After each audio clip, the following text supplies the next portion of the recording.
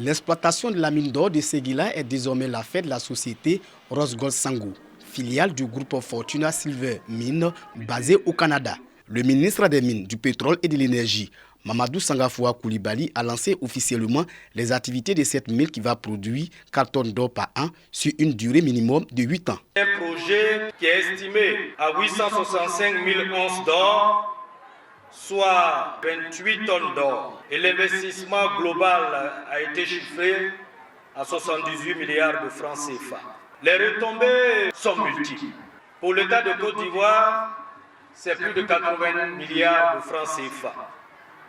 Et pour le CDLM que nous venons de mettre en place sur la durée de la mine, c'est à peu près 4 milliards de francs CFA qui seront mobilisés. Le ministre Bouaké Fofana a traduit la joie des populations de la région du Ourodougou pour les opportunités de développement et d'emploi qu'offre cette mine d'or. Cette mine permettra d'offrir du travail aux populations et sera, dans les mois à venir, d'une utilité quotidienne et essentielle pour chacun et l'objet d'une fierté bien légitime pour toute la région du Ourodougou.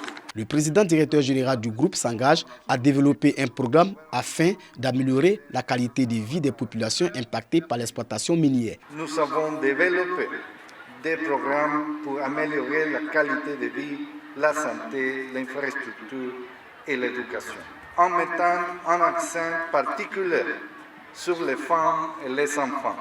Deuxième temps fort de cette cérémonie, c'est l'installation et la remise de l'arrêté interministériel instituant le comité de développement local minier.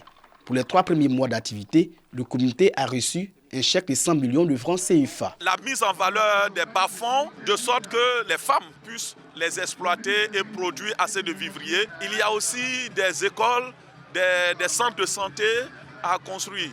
Pour Mamadou Sangafoua Koulibaly, le gouvernement fait du secteur minier un pilier de l'économie ivoirienne avec l'adoption en 2014 d'un nouveau code minier. Son Excellence, M. Alassane Ouattara, a décidé de faire de ce secteur le second pilier de notre économie. Et le code minier adopté en 2014 a permis d'accroître l'attractivité de ce secteur. Et la production ne fait que croître d'année en année. La production nationale d'or a connu une hausse en 10 ans. De 12 tonnes en 2012, la production est passée à 48 tonnes en 2022.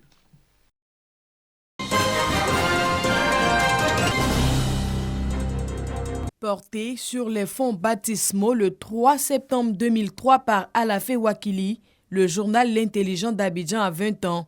20 ans que Alafé Wakili veut célébrer à travers une semaine d'activités, conférences publiques et panels thématiques.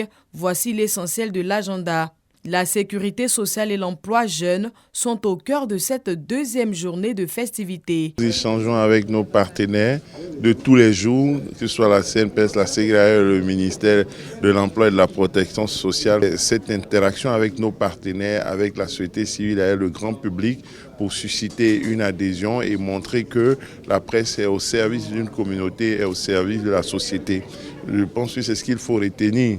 Cette volonté de partager des idées, de sensibiliser la population sur un certain nombre de choses. Aujourd'hui, vous avez vu la carte CEMU, la sécurité sociale, l'emploi. Adama Kamara, le ministre de l'Emploi et de la Protection sociale, s'est entretenu à cette occasion avec les jeunes sur les avancées réalisées en la matière. Nous nous sommes engagés à faire en sorte que ces instruments de protection sociale, qui ne sont autres que la protection des droits et intérêts des travailleurs, aussi bien secteur privé que public de notre pays, préservent leur dignité en ayant accès à des revenus de remplacement quand ils iront à la retraite, bien évidemment, à condition qu'ils cotisent à bonne date pour pouvoir, s'ils sont malades dans le cadre de la couverture maladie universelle, être soignés, pour pouvoir, dans le cadre du régime social des travailleurs indépendants, bénéficier des revenus de remplacement quand ils connaissent des aléas en activité ou quand ils vont à la retraite, qu'il pleuve, qu'il neige, que le soleil brille de mille feux. Nous ferons la promotion de ces instruments de protection sociale parce que C'est ce qui est bien pour ceux qui vivent en Côte d'Ivoire.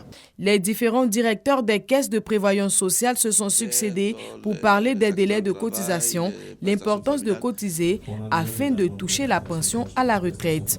La fête à l'intelligence d'Abidjan se poursuit jusqu'au 17 septembre avec des rencontres entre professionnels des médias au cours de panels, journées sportives avec pour thème la sécurité routière, un dîner gala et une journée dédiée au tourisme et loisirs.